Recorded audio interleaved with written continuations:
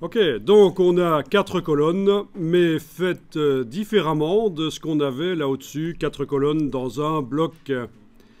Alors qu'est-ce qui est le mieux? Les deux manières de faire ont leur avantage, vraiment. Donc vous allez tester ça, vous allez voir que, par exemple, sur le bloc ici au-dessus, si je décide à un certain moment que ce n'est pas 4 colonnes que je veux, mais 3, ça va être super facile. Vous activez le bloc avec la flèche noire, et vous allez dans menu objet, option de bloc de texte, donc le CTRL B, et vous allez dire tiens, c'est pas 4 colonnes, c'est 3 que je veux. Voilà, 3 colonnes. OK. Résultat, vous avez un texte à 3 colonnes. Par rapport aux colonnes guides qui sont derrière, ça n'est plus synchronisé. Je veux dire, c'est pas grave. Vous avez 3 colonnes. En moins de 30 secondes, on a obtenu 3 colonnes au lieu de 4. Si ici en bas, je veux 3 colonnes qui s'étendent sur la largeur des marges, ça va être plus compliqué. Parce que je n'ai pas prévu, avec les colonnes guides, que ça marche comme ça dès le départ. J'ai prévu que je travaille sur 4 colonnes sur la largeur et pas 3. Changer en cours de route, c'est difficile.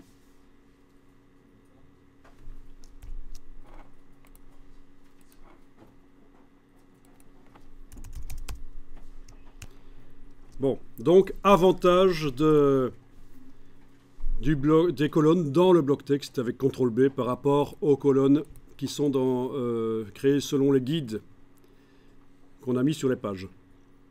Par contre, je vais pouvoir faire des choses plus difficiles à faire ici. Vous allez faire ceci, vous allez sélectionner avec la flèche noire, vous cliquez à côté de tout d'abord, vous cliquez à côté de tout, oui. Puis vous allez sélectionner un des blocs et le supprimer avec la touche suppression. Celui juste à côté là, vous le sélectionnez aussi, touche suppression. Voilà. Quand on clique sur un des deux blocs restants, qu'est-ce qu'on voit? Le chaînage. Donc le texte n'a pas disparu, simplement il se répartit de la colonne de gauche à celle de droite. Les deux colonnes du milieu sont maintenant vides et je vais pouvoir mettre une image. Donc au niveau de la mise en page, il y a la souplesse que je n'ai pas pas aussi facilement avec l'autre système des colonnes dans les blocs. Alors on va mettre une image à cet endroit-là, comme ça vous allez voir que vraiment, les images, on peut aussi les positionner en tenant compte des colonnes. On va aller chercher 2 images. Vous allez d'abord créer le calque qui va contenir les images. Donc, palette des calques, menu fenêtre calque. On va cliquer sur le bloc de feuilles et on va double-cliquer sur le nom ou alors sur le calque. En tout cas, on va modifier son nom. Et on va l'appeler image flottante. Pourquoi flottante? Avec 2 T, idiot. Voilà. Pourquoi flottante? Parce que après, on aura les images dans le flux du texte entre des paragraphes. C'est ce qu'on verra après. On verra aussi les images ancrées sur le côté du texte. Ça, c'est des choses qu'on verra cette semaine-ci pour faire la mise en page rapidement de très longs documents. À la fin de cette semaine, vous saurez mettre en page des longs documents. Si on vous refile 300 pages de texte et on vous refile 120 images, vous saurez faire la mise en page en moins de 2 jours sans problème. Actuellement, si on vous demande de faire ça, ça vous prend 4 semaines. À la fin de cette semaine de formation-ci, en moins de 2 jours, vous saurez mettre en page 300 pages de texte avec 120 images placées au bon endroit, à condition que la personne qui vous refile le texte, dans le texte, a bien indiqué où doit se trouver telle ou telle image, évidemment. Ce n'est pas vous qui allez devoir chercher. Il faut quand même un minimum de travail de la part de la personne qui vous demande le travail. Ok, donc calque, image flottante. Et on va aller chercher 2 images sur le web.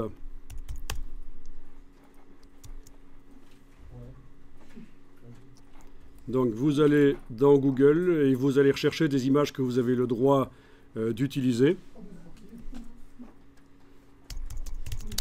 Alors, moi je vais taper ceci pour avoir des images de vieilles voitures, mais vous pouvez taper ce que vous voulez, tant que vous n'allez pas chercher des images qui sont contraires à la morale.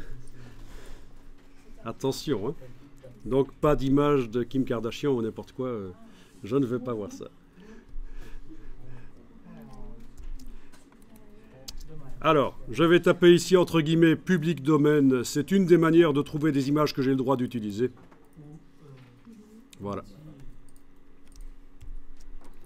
Et vous allez chercher deux images. Je n'ai pas demandé de montrer des images haute définition, juste ça.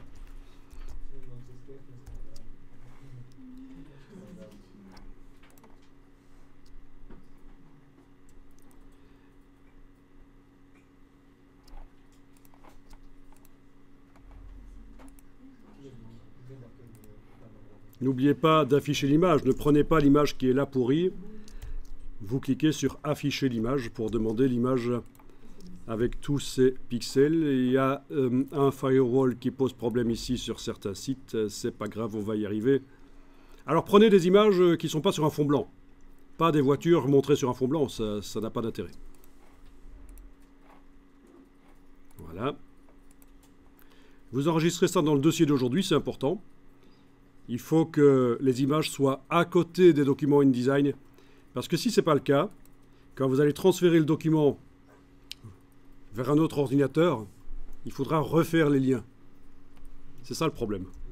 Si vous mettez les images dans un dossier qui est à côté de votre dossier d'aujourd'hui, le mieux c'est de les mettre à côté des documents InDesign, en fait, vos images.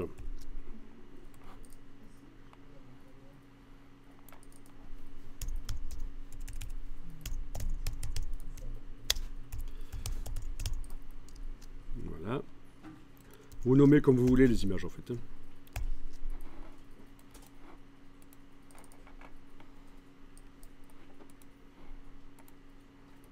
Alors, elles arrivent certainement en JPEG, parce que typiquement sur le web, c'est ce qu'on rencontre le plus. On va voir qu'on a tout intérêt à un certain moment à les mettre en format Photoshop.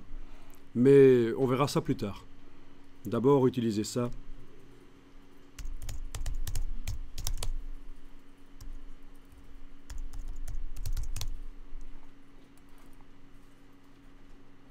C'est...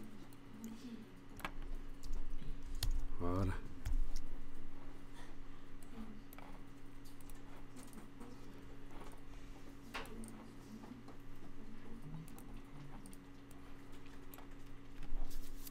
Alors, vous allez faire fichier importer, bien sûr. On n'ouvre pas l'image, on importe. Et vous allez chercher une des images. Ah, attendez, avant de faire ça, oui, mais il n'y a pas de problème. De toute façon, j'allais dire, il faut n'avoir rien sélectionné.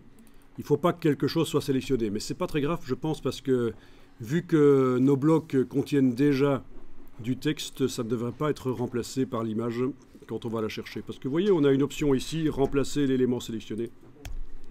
Mais là, il n'y aura pas de problème parce que nos blocs contiennent déjà du texte, donc l'image n'arrive pas d'office dans le bloc. Elle arrive dans le curseur. Et alors là, vous faites un cliquer-glisser du haut ici jusque... Bon. Jusqu'au bord là, voilà. On va faire comme ça. Oui, faites à peu près comme ça, voilà, c'est bon comme ça.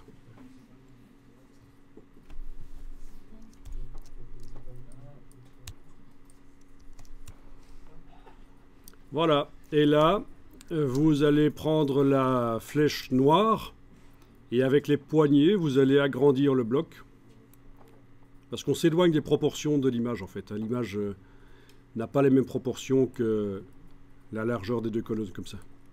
Vous avez vu, avec la flèche noire, vous prenez les poignées droite et bas et vous agrandissez pour que ça occupe la place des deux colonnes.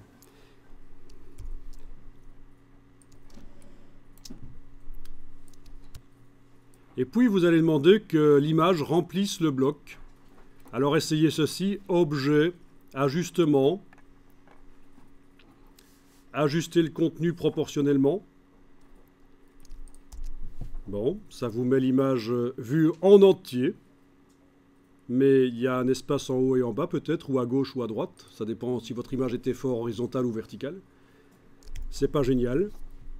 Donc, objet ajustement, ajuster le contenu proportionnellement, c'est pas bien. Ajuster le contenu au bloc, ça remplit le bloc, mais ça étire, c'est pas bien non plus dans ce cas-ci. Donc, on va faire le premier, on va accepter qu'une partie de l'image à gauche et à droite, ou alors en haut et en bas, disparaissent. C'est remplir le bloc proportionnellement. Voilà.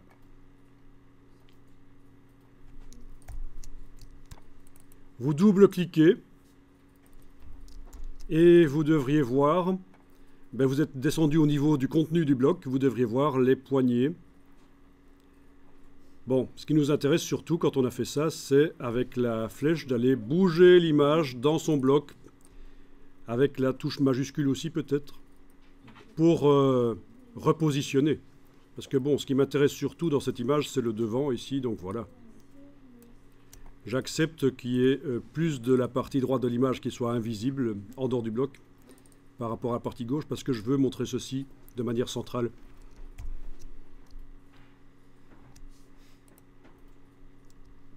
Alors ça, c'est vraiment le secret des mises en page réussies. C'est ce qu'on appelle les mises en page sur base de grille. Mais là, on est au tout début de la grille. Il y a des grilles plus complexes que ça, avec 12 colonnes. Eh oui. 12 colonnes et 100 gouttières, et on gère les marges par l'intérieur des blocs. Enfin bon, ça c'est pour après. C'est pour demain matin. Bon, cliquez à côté de tout, rien n'est activé, et affichez le document en mode aperçu, donc touche W sur le clavier, ou alors la petite icône là en bas. Et vous voyez la mise en page. Donc ça, c'est le secret des mises en page faciles à faire et qui donnent un bel aspect, c'est que c'est basé sur des colonnes. On ne le voit pas, je veux dire, la personne qui voit la mise en page ne le calcule pas, mais en fait, l'image fait exactement la largeur de 2 colonnes de texte. Et ça, c'est bien. On a une unité dans la mesure, dans le document, je veux dire. C'est grâce à ça que vous allez faire des mises en page qui auront de la gueule. On va y arriver petit à petit. Bon, je sors du mode aperçu, je reviens au mode normal.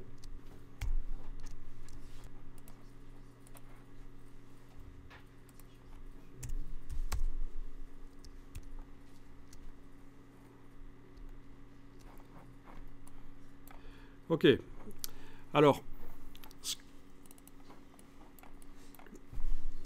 vous allez placer le bloc de texte là, vous allez le monter en haut, parce qu'on va mettre une image au milieu là maintenant. Alors, tiens, ça c'est un peu n'importe quoi. Vous avez sans doute ça aussi peut-être. L'image, elle était censée aller sur le calque image flottante. Et en fait, elle est sur le calque texte. Donc je la sélectionne avec la flèche noire et je vais, avec le petit carré, la transférer sur le calque image flottante. Voilà.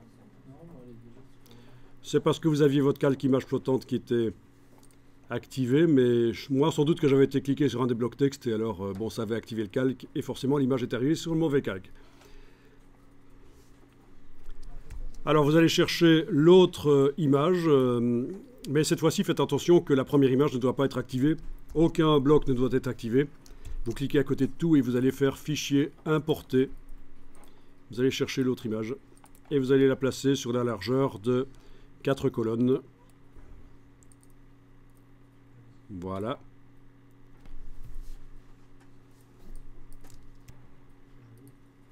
Bon.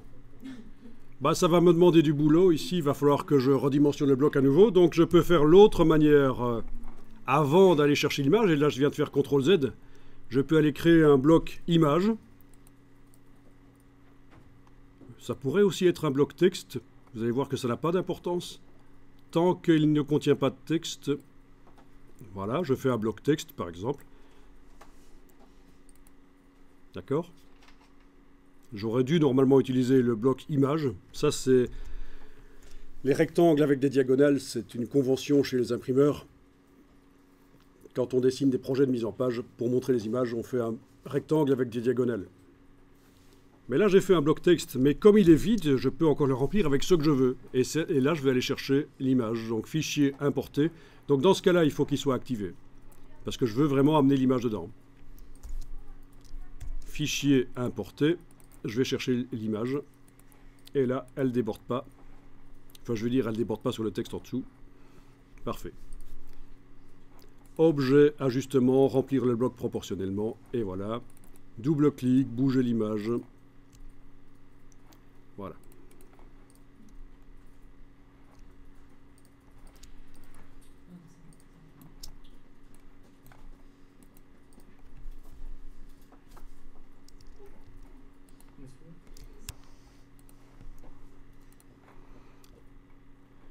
Alors, petite astuce, quand vous mettez en page des images, est-ce que vous avez des parties blanches dans les images?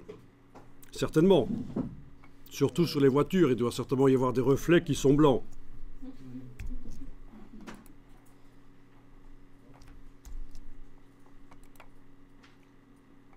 Il y a certainement des reflets qui sont blancs. Là, je viens de passer en affichage de qualité supérieure, mais peu importe, vous avez des parties qui sont blanches dans les images.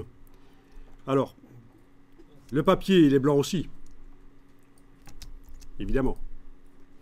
Les parties blanches des photos, c'est le blanc du papier qu'on voit. Enfin, qu'on verra quand on imprimera, on est d'accord. Alors on va voir ici un système pour que les images aient l'air d'avoir plus de dynamique. On va en fait ternir le papier partout, sauf à l'endroit des photos. Et pour ça, on va aller créer un calque de fond. Vous allez dans la palette des calques et vous cliquez sur le bloc de feuilles pour faire un calque. Vous le renommez fond.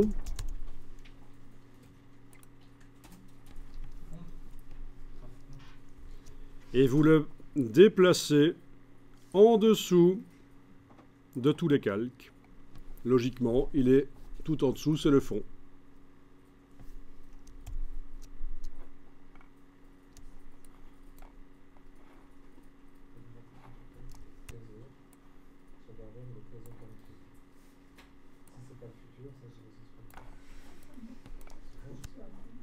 Alors, on va mettre en fait un fond qui va atténuer le blanc du papier.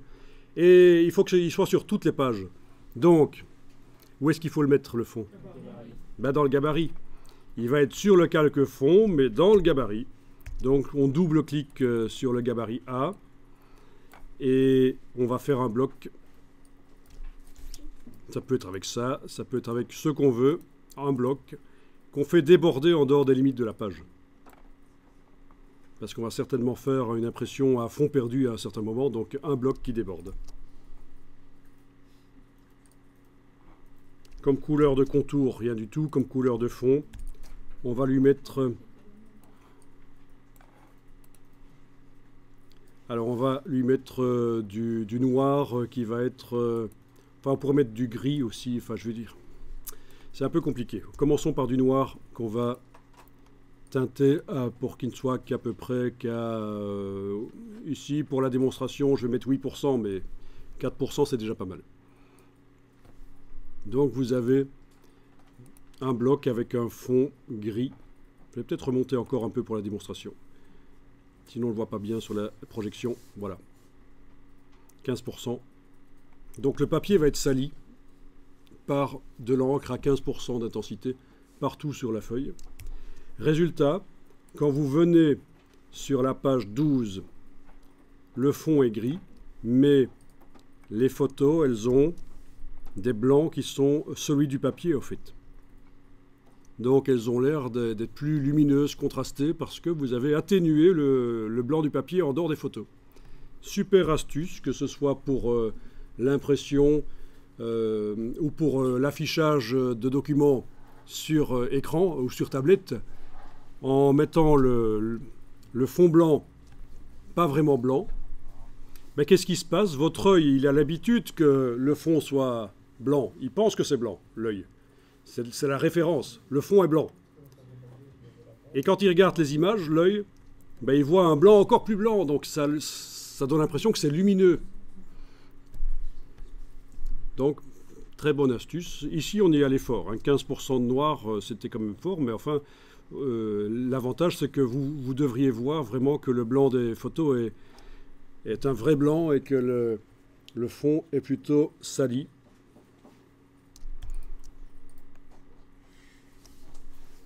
Donc ce qu'on fait parfois aussi, c'est mettre une texture de papier. On peut tester. On va aller chercher une texture de papier sur le web et on va la mettre en fond.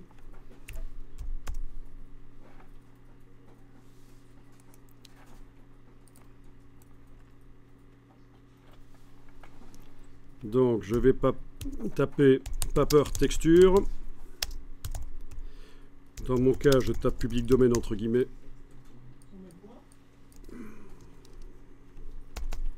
Voilà. Paper Texture.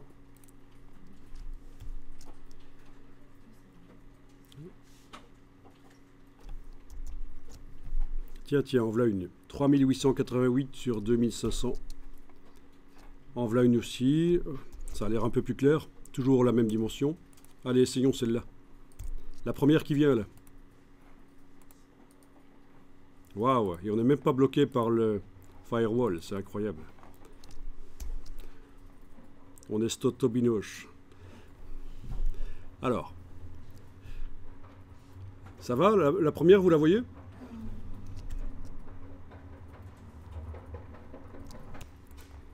Bon, ben vous la téléchargez dans le dossier.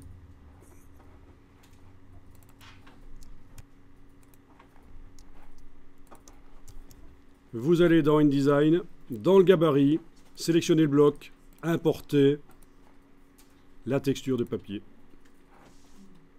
Donc dans le gabarit, vous sélectionnez le bloc et vous importez votre texture de papier.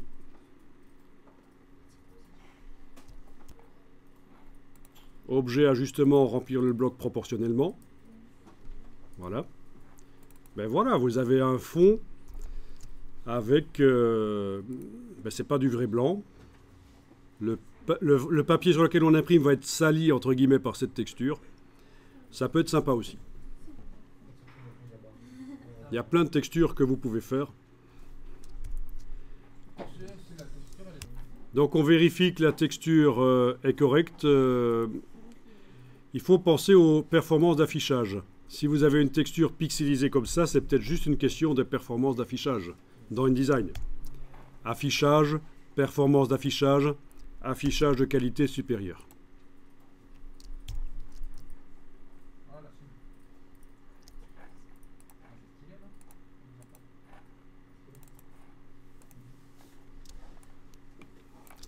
Alors la texture peut être évidemment modifiée dans Photoshop. On ne va pas le faire ici. On va le faire dans InDesign. On va l'atténuer un peu. Vous avez sélectionné le bloc de la texture. En allant dans le gabarit et en sélectionnant le bloc, ben vous allez diminuer la transparence. Allez-y. Au lieu de 100% de transparence, on va mettre moins. Vous voyez pas par où c'est? Ben oui. Objet, effet, transparence. Voilà, avec la case aperçue, je peux aller modifier l'opacité ici. Voilà, je passe à 35% et donc c'est un peu plus discret comme texture quand même.